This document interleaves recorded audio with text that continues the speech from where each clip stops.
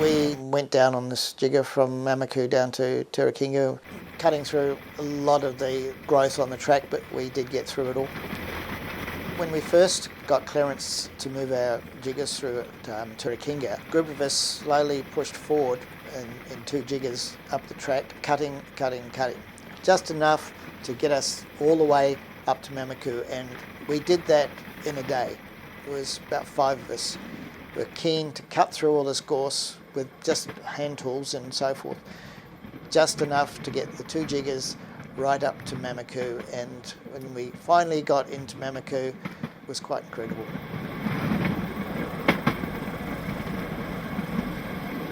It's a very interesting line. It's unique because it's one of the steepest inclines in the country.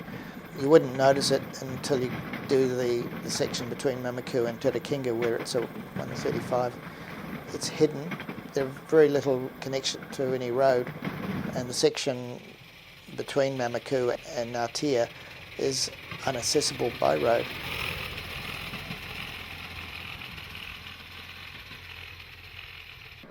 Rotorua has been a magnet to humans since they first arrived in New Zealand some 800 years ago. Its boiling mud pools, hot springs and geysers all create a sense of awe and wonder in everyone that encounters them.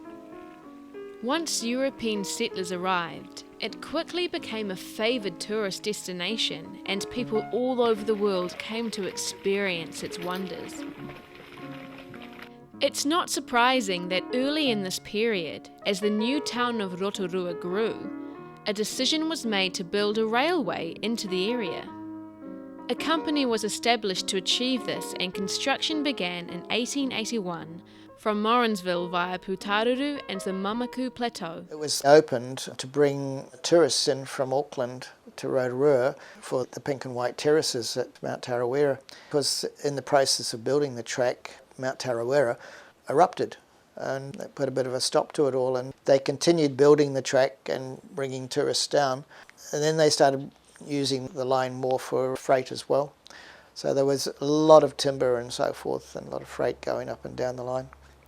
It was planned, which was probably around 1930s, to extend it through to Taupo, and there was some building and cutting done just south of Rotorua. The Depression stopped all that, and a lot of that never went ahead. As Rotorua is situated inside a volcanic crater, getting there from any direction involves traversing steep hilly terrain. This made the final section of the railway into Rotorua one of the steepest in the country. Climbing up to an altitude of 575 metres on the Mamaku Plateau was on a gradient of 1 in 35, and it was the same on the other side down to Rotorua. This necessitated using the largest locomotives that were available, and at the end of the steam era in the 1960s, the big J and K classes did all the work.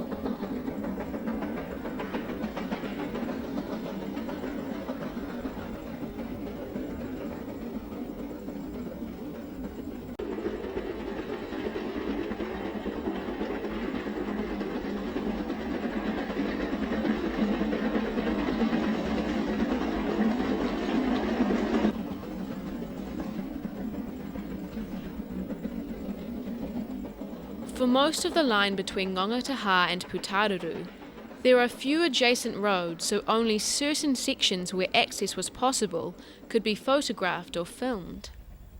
This was an interesting section, as large portions of native forest alongside the rail corridor were left intact, making the railway journey to Rotorua a very picturesque one.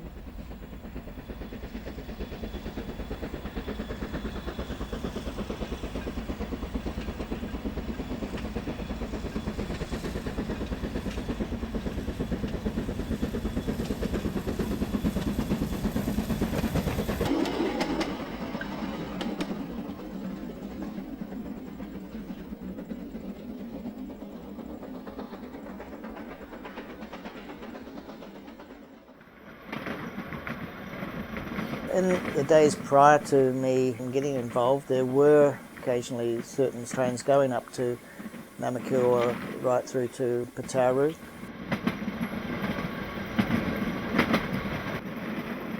One such journey was an excursion by the Railway Enthusiast Society from Auckland to Rotorua behind two vintage DA-class diesel-electric locomotives.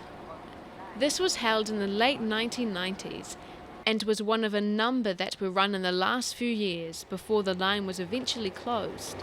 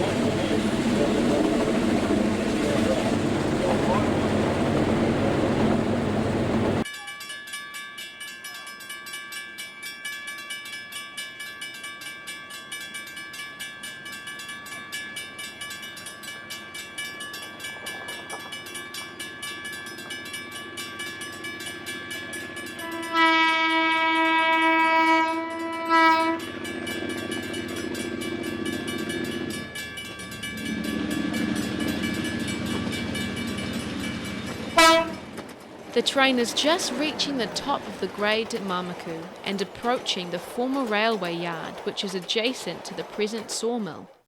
Mamaku was a very old historic railway village and quite a big sawmilling area. All the Mamaku area was widespread with bush railways, and the mill at Mamaku is still the last remaining mill at Mamaku. It was a railway mill and processed a lot of timber to build all the railway houses around the region. They used to bring logs in from out around about the area. There were a lot of different timber companies up there, privately owned. The first sawmills at Mamaku were built from the early 1900s, when the railway eventually reached the area. And as there was a plentiful supply of native rimu trees, many mills were established. The only way of transporting the logs to the mills was by way of bush tramways, as this was in an era well before trucks were a viable alternative. From the early days, a number of steam locomotives that were surplus to New Zealand government railways were utilised along with some specially built bush locos. At one time, there was a number of sawmills with a vast network of logging tramways stretching into the bush in every direction. Principal among these was a sawmill acquired by the Stores branch of the New Zealand Government Railways in 1916. They had a great need for timber to construct workers' houses throughout the country, and timber from their Mamaku mill went a long way towards satisfying this need. As a consequence of all this activity, the railway yards at Mamaku became a busy hub from where the sawn timber was railed to all parts of the country.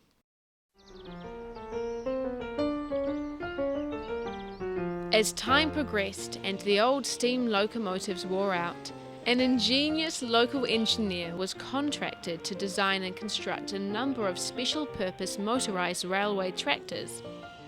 His name was Ollie Smith, and his tractors and rail cars became synonymous with the bush tramways around the Mamaku Plateau. These were based around truck motors and components, and successfully took up the task of hauling the logs out of the bush. Many of these survived to the end of the bush tramway era and are now preserved, with at least one having been restored to an operational status.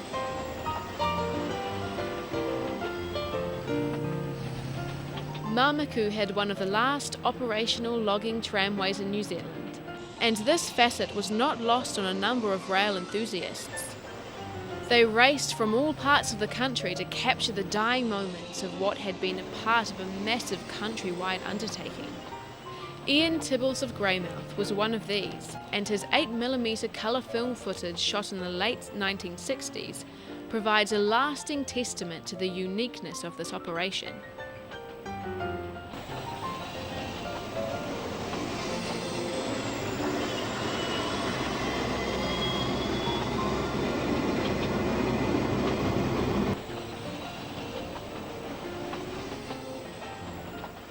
Running with their surplus railway carriage bogies to the site where the felled logs were loaded was easy going. However, the return trip could provide the drivers with a very different set of conditions.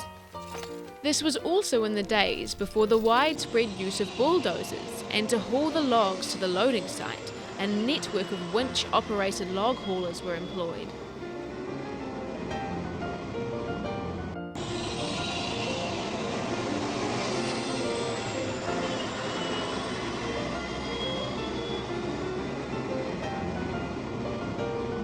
These locomotives were designed so that all their wheels would provide traction, and the rear ones would have the added weight of logs on a return journey to improve the adhesion on the sometimes greasy rails.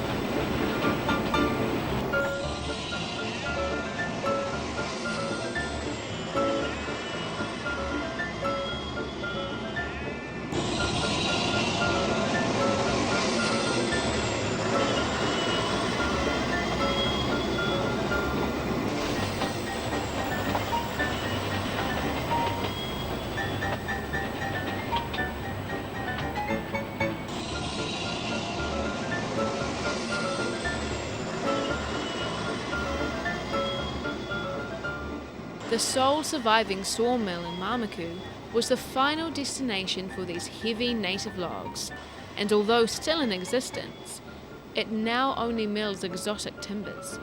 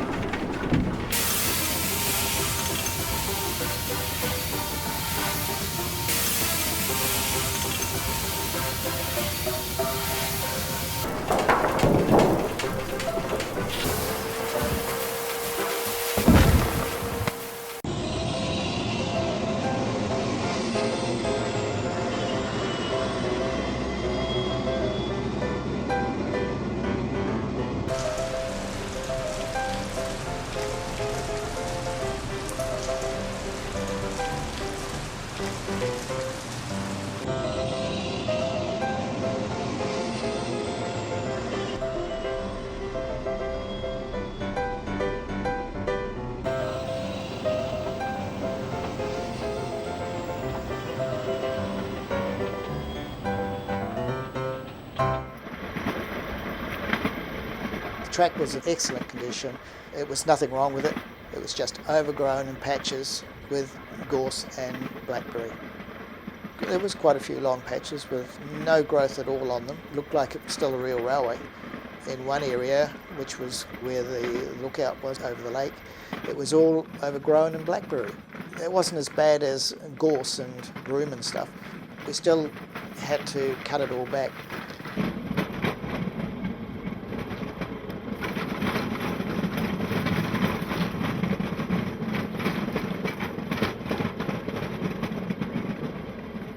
My father did 40 years on the railway. My uncle did 40 years on the railway. Dad did his 40 years and finished up in charge of points and crossings division. And I started working in Woburn as apprentice in July 1943. I wanted to get a trade, and once I'd got the trade, I could take off, go anywhere, do what I wanted, as long as I got that piece of paper in my drawer. And at the Batoni Tech that I went to, they recommended that the Woburn workshops was the best place for apprentices to learn their trade. It's very broad training. It was terrific, and it's a shame they don't have it today, because you finished up having 3 months in every department, from tinsmiths, brass shop, boiler shop, everywhere else. We did it, you know, down to making our sea wagons that I can recall making way back in those days, even to overhauling the steam generators for the locos. We had 3 months on that as well. So it gave us a very broad cover of different things that would strike under our trade. This is a carriage from Glenbrook in Auckland. I finished up with a contract with the railways to unpack their wagons of furniture, and finished up with a lady. It was her that introduced me to what was called the Second Chance Train Trust, and she took me along to one of their meetings. It just evolved from there, and I was asked if I'd go on their committee, and I did. And I was travelling from Lower Hutt up here for about 7 years before I shifted up permanently. They did passenger trips to Mamaku and through to Putararu and Rotorua for the afternoon, and have an evening meal in the pub there, and have artists there, and come back here midnight or so on a Saturday night. Their first year they ran very well, but unfortunately the second year they ran into a lot of debt, and it appears from the information because I wasn't involved at that time, that the more experienced railway people tried to tell the then chairman of Second Chance what he should be doing or not doing, But he apparently went his own way and finished up owing a hell of a lot of money to both on-track and mainline steam. An approach from a trust called the Second Chance Trust. They wanted to run steam over the Christmas period when the tourists, the New Zealand tourists, were in Rotorua. And it's a very, very pretty line. It's a lovely line. So we took the KA up there, and I think we ran for 2 weeks. The first year was very successful. I think we left at 10 in the morning. Took about 2 hours to get up to Mamaku, or an hour, might have been an hour to get to Mamaku. People were up there for about an hour, had a look around Mamaku, because there's not a lot to do in Mamaku. Back on the train probably midday, and back, I think we're sort of back into Rotorua around about 1 o'clock, or it may, I'm not quite sure of the timing, but it may have been all done in the morning. But whatever it was, it meant people, I think it was the morning, it meant people could go on the train in the morning and then they had the afternoon free to themselves. Now that worked quite well, and the train was popular and it was successful over the 2 week period.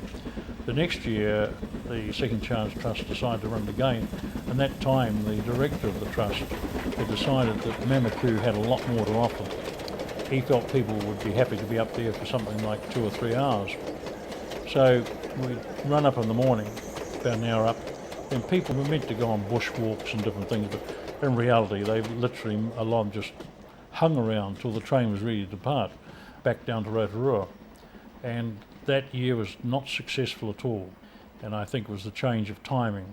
It really meant that the trip occupied people for a full day, a family for a full day, and so literally the wheels fell off. Trains were being run up there empty, and that was a shame, because I think if they'd stuck to the original formula, they could have done quite well over that Christmas period.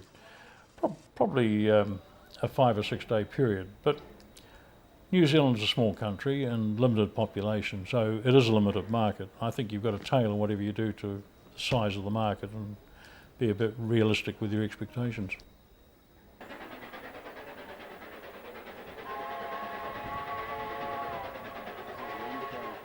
We actually got the J running first, and we did quite often trips from Auckland to Rotorua. We used to get down there and give people about 2 hours in Rotorua and then head back to Auckland. So it was an Auckland, Rotorua, Auckland trip.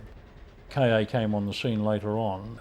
It cost a lot of money to move a steam engine to, or who were based at that time in Wellington. It cost, and Auckland, and it cost a lot of money to move equipment from either Auckland or Wellington to Rotorua.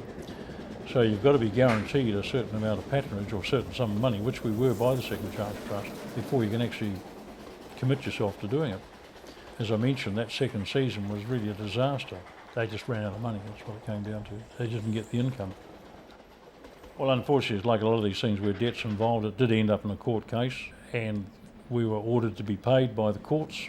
We got a certain sum of money, we didn't get all our money. The trust resurrected itself in another form, and we started dealing with new people who were very good to us. We got most of our money back, which I'm pleased to say. Now, a chap called Jim Ross was involved, very ethical man, and he was very determined to make sure the new group started off on a good footing. Lessons have been learnt. I mean, to be fair to the first lot of people, they got it right the first time, and then probably got too enthusiastic and tried to build on that success and altered the formula, and then it turned out going all bad. At the moment we're running about every 6 weeks or 8 weeks out of Auckland, trips to various places. So the more destinations you've got, of course, the more attractive it is to your customers, that's the public. So every time a line closes, that's one less destination you've got to offer, which tends to be quite restrictive. So yes, I'd welcome the line to be open. If it was open from Putararu right through to Rotorua, most definitely we'd be running trips out of Auckland down there. Whether it would be viable in private hands is a moot point.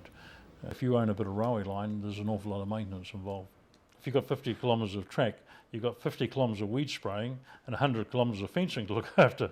So, let alone painting the bridges and all that sort of thing. The number one bridge on the Putararu line, which is about 1 kilometre out of Putararu and goes over a big creek, still in pretty good condition considering it's there on its own. But the track from there right through to Ngatea is all gone except for 2 kilometres of it. There's at least 10,000 sleepers missing out of the whole track from Mamaku right through to terribly. It'll cost a lot of money. The last train to run on the track was the Farewell Express, which came down from Auckland to Rotorua. I happened to hear about it and thought, right, good opportunity to take that journey up to Mamaku and back again. The final trains to use the Rotorua line were the Geyserland Express rail cars, and owing to a falling patronage, they were eventually cancelled in October 2001. The Railway Enthusiast Society in Auckland decided to conduct one last excursion on the line before it was permanently closed, and they did this on the 23rd of February in 2002. The track had become rusty and overgrown with weeds, but this did not prevent the last train from running the full distance over the line from Putararu to where the line had become terminated at Kotu, on the outskirts of Rotorua.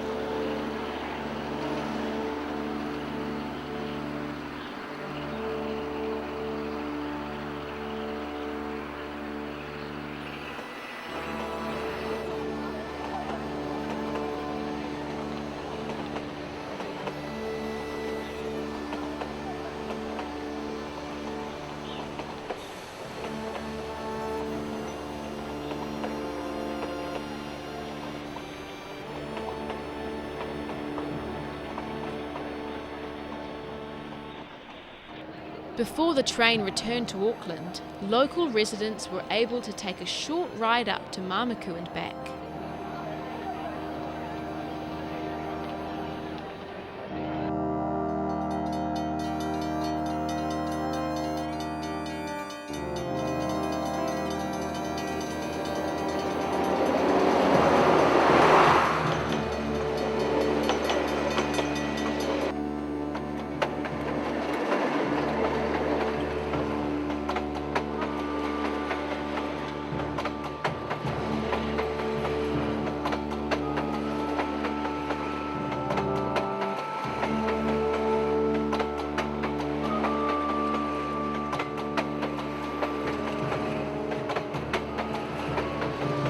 This was to be the last train to run on the Rotorua line.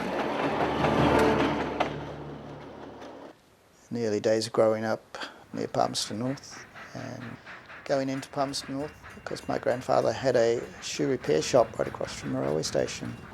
And every time I went there to visit, I'd always be going over to the railway station and looking at the trains, right through the middle of the square, and the clock tower's still there today.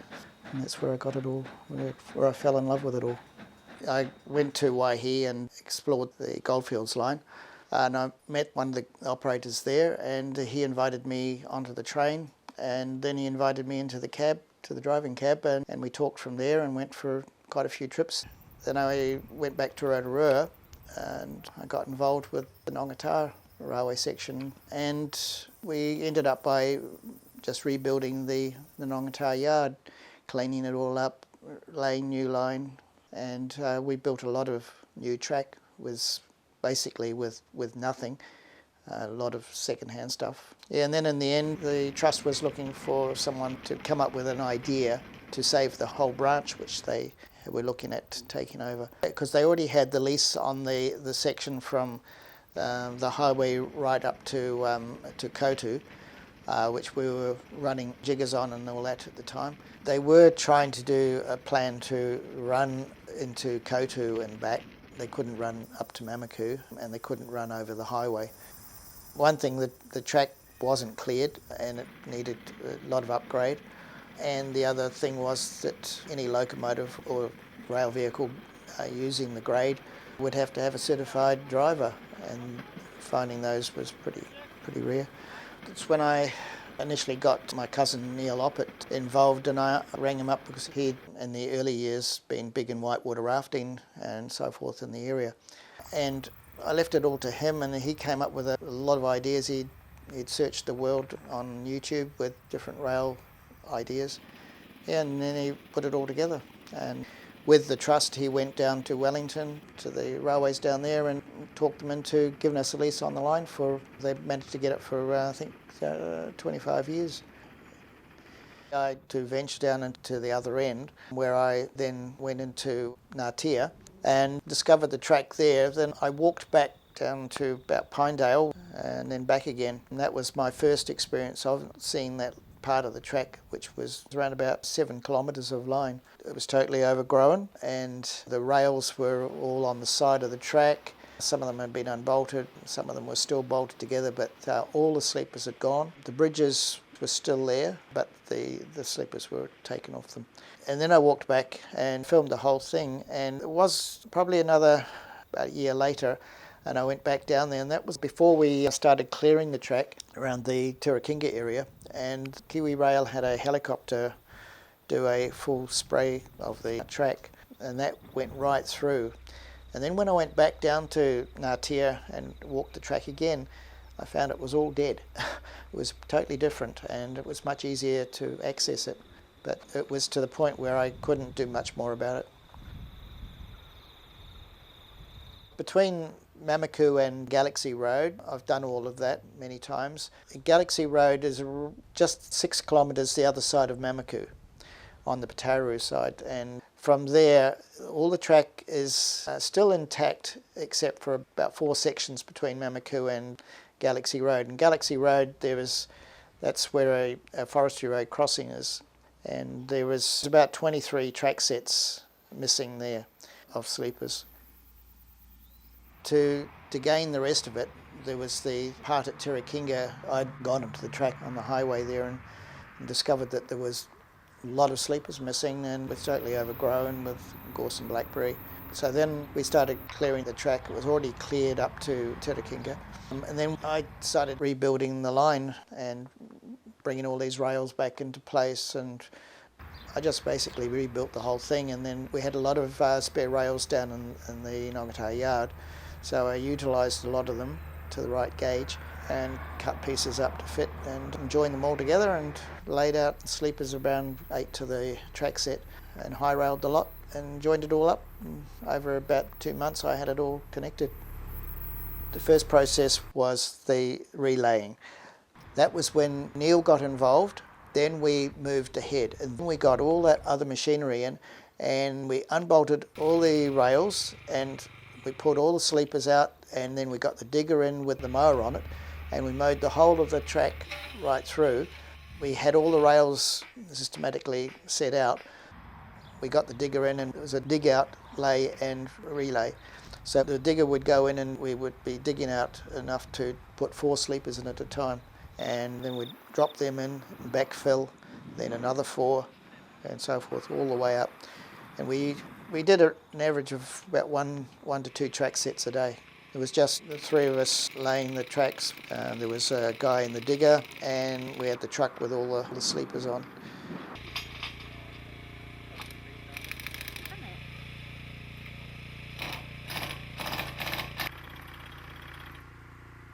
When I got Neil involved in it, he came up with this plan to build a rail cart, and he got a guy in Auckland who built a lot of small gauge locomotives and so forth, and he came up with this concept of building a rail cart, and that's where the rail cruiser came into force.